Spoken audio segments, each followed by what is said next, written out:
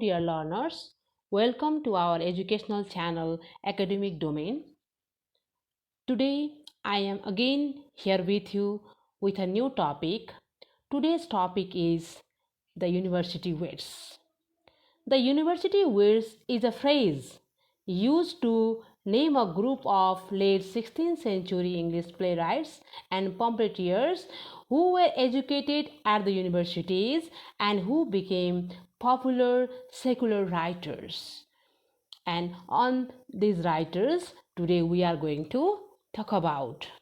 Dear learners, watch my video till the end, and if you find my video useful to you, please click on the like button, share my video and subscribe our channel. Now I am going to talk about the university words. Thomas Kidd, who was born on 1558 and died on 1564, John Lilly 1554 to 1606, George Peele 1556 to 1596, Robert Greene 1558 to 1592, Thomas Lodge 1558 to 1625, Thomas Nash 1567 to 1601, and Christopher Marlowe, who was born on 1564 and died on 1593. Who are university wits and what are their contribution in English dramas? The group of the university wits were the name of a group of late 16th century English playwrights, dramatists, consist of Thomas Kidd. Though he was not believed to study in any of the universities, means he had never been to university, but his style matched with the authors of the university, which means he developed great writing which were similar to other university, which due to this reason he is also considered as the writers from university which, and including him John Lilly, George Peele, Robert Greene, Thomas Lodge, and Thomas Nash, and Christopher Marlowe. The name of university wits are given to them because they were nearly well educated at Oxford or Cambridge University. The term university whiz was coined by George Sainsbury, means the term university whiz was introduced by a famous author or journalist, George Sainsbury, in 19th century. They were all educated, means they were highly educated, that's why they are considered as university wits or intellectuals. They were actors as well as dramatists of Elizabethan period. The university wits contributed most to the English dramas, especially during the time of Elizabethan period. They used heroic style and blank verse in their dramas, and they prepared the ground for drama. In the areas of comedy and tragedy, they made notable contribution and prepared the way for Shakespeare. Generally, when we talk about the Renaissance period or Elizabethan period, famous dramatists, then the name of Shakespeare comes first. But do you know, learners, actually the backbone were the university wits who provided him a great way to move ahead and to produce such a greatest dramas. John Lilly, who was born in 1554 and died in 1606, he was also among seven university wits. As a dramatist, Lilly occupies a peculiar position. He selected classical themes and stories in his plays. He brought Greek and Roman dramas. He brought the themes of that dramas and he used that theme in his plays. He himself was a courtier. Courtier means noble person, and he wrote about courtier's lifestyle. He wrote 8 plays in all. They are Campassi, Sappho and Phao, Galathea. Similarly, The Man in the Moon, Midas, Mother Bumby, Love's Metamorphosis, and Woman in the Moon. Lilly's contribution to English drama is very important. He was a comic playwright, means he was comedian as well. He wrote comedies. He gave shape to romantic comedies. suitable blank verse was used in his comedies. He is well known as originator of euphemistic style of prose writing. Originator means he is the beginner of euphemistic style. Generally, the term euphemistic comes from the word euphemism. It is a kind of sophisticated, rich, highly elegant, Elizabethan literary style marked by excessive use of balance, antithesis, and use of alliteration. Means highly sophisticated words are used to define any writings. Another great writer of university wit is George Peele.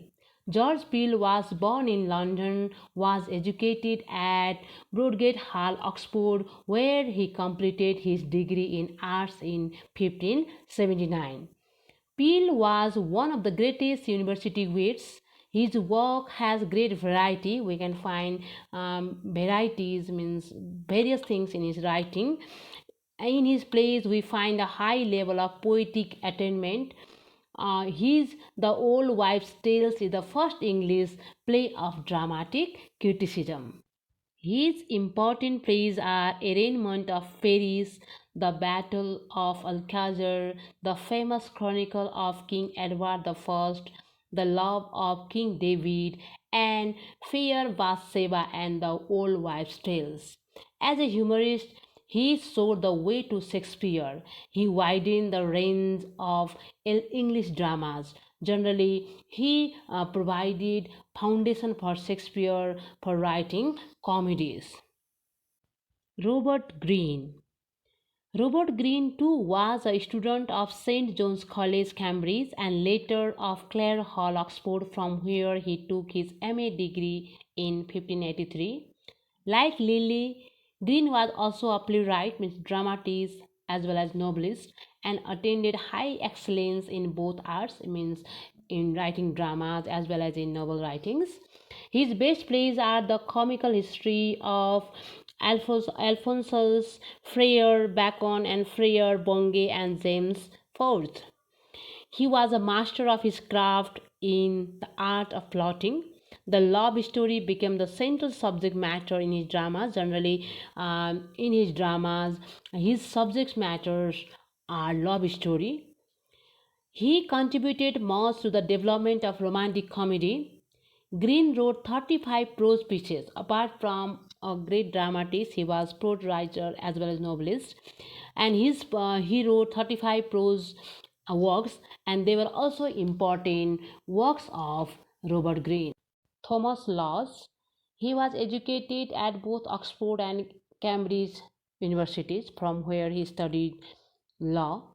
His plays are The Wounds of Civil War, a kind of chronicle play. Chronicle play means a kind of historical play, and A Looking Glass from London and England. Actually, he wrote very little dramas. He also wrote prose romances, the most famous of which is Rosaline, Euphues' Golden Legacy, which was published in 1590, which was the chief source of Shakespearean's comedy, As You Like It. He wrote poems, novels, and plays.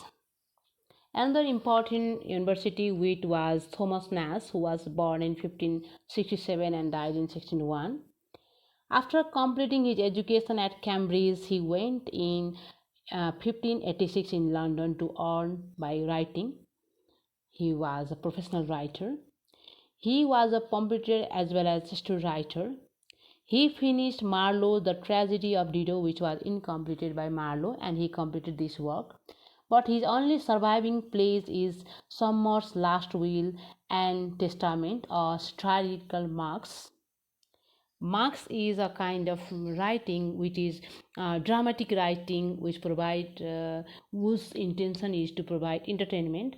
Generally, here characters are disguised in different form and they conceal themselves and they perform their dancing and singing activities. Nashe also wrote The Unfortunate, another writing. Traveller and the Life of Jack Wilton, which was published in 1594, a prose tale that has enough importance in the growth of English fiction. Thomas Gate. Thomas Kyd, one of the important university wits, was the son of a London notary and was educated at Merchant Taylors' School. He was a dramatist as well as translator. The English tragedy moves on its way with Kyd. Means the concept of English tragedy actually started from Thomas Kyd. It is he who popularized the blood and thunder element in drama. Means before Keats, we generally couldn't find the theme of blood, thunder, ravens in other dramas, but he introduced the theme of blood, thunder, ravens in each drama. He achieved great popularity for his first work, the Spanish tragedy. Though it was his first work, it was very popular work, and it provides the roadmap for Marlowe as well as Shakespeare, which was translated into German and Dutch languages. The horrific plot means the drama or the tragedy, the Spanish tragedy has the plot very much terrible plot, horrific plot means story of the play. It started with murder. There we can see murder, frenzy, and sudden death has gained the play lasting importance and popularity. It is a landmark for English tragedy. This drama is the base for English tragedy or Elizabethan tragedy or dramas. It is a well constructed play. Kyd brought the revenge theme to his stage, including blood and thunder. Kyd brought the theme of revenge in this drama, the Spanish tragedy. The most famous important writer or dramatist of university wit was Christopher Marlowe, who was born in 1564 and died in 1593. He lived very short lived, but in a short period of time he produces many great dramas. The most important figure among the university wits that could be placed in the rank of Shakespeare is Christopher Marlowe, the greatest among the pre-Shakespearean dramatists. Marlowe was educated at Canterbury and Cambridge. Yes, we can say that before Shakespeare, is there anyone who is great dramatist, that is Christopher Marlowe. And it is also said that if Christopher Marlowe would live long life, then probably Shakespeare would not come in the place as he is now. Means Marlowe would take the place of Shakespeare. Marlowe was the central son or central star of the university wits. He is the true founder of popular English drama. His contribution to the English tragedy is very vital. Generally, his great focus on tragedy. He wrote many popular tragedies. His main works or major works are Timberline, Dr. Faustus, Edward II, The Jew of Malta, and The Tragedy of Dido. With Marlowe, the English drama reached the highest point of its glory. Means Elizabethan drama got great glory in the time of with the Marlowe's dramas. He raised the subject matter of drama to the higher level. He gave life and reality to his characters. When we read his drama, then we find a kind of realism in the characters. We think that we are not watching drama, rather we are experiencing some real events, or we are looking some real events. He made the blank verse smoother and gave unity to drama.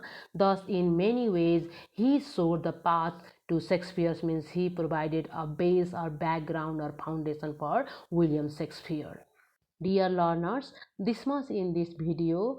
I'll again come with some other important topics in my next video. Till then, take care. Thank you. Goodbye.